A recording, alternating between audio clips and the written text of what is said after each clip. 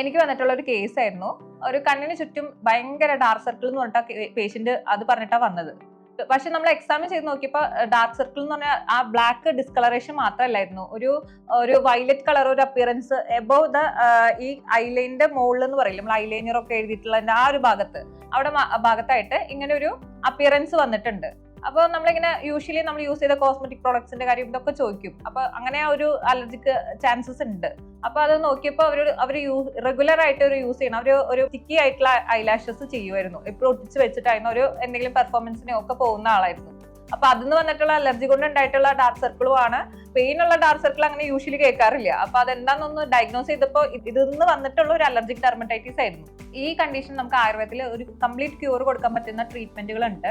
അപ്പൊ അതിനുള്ള നമ്മൾ ശാളനം ചെയ്തു, കുറച്ച് നമ്മൾ അഞ്ജനം കൊടുത്തു, അങ്ങനെ കുറച്ച് ട്രീറ്റ്മെന്റ് നമ്മൾ സ്പെഷ്യൽ ആയിട്ട് നമ്മുടെ കണ്ണിന്റെ ചികിത്സയ്ക്ക് മാത്രമായിട്ട് ഒരു 7 ട്രീറ്റ്മെന്റ് സ്പെഷ്യൽ ആയിട്ട് തന്നെ നമുക്ക് പറയാനുണ്ട്.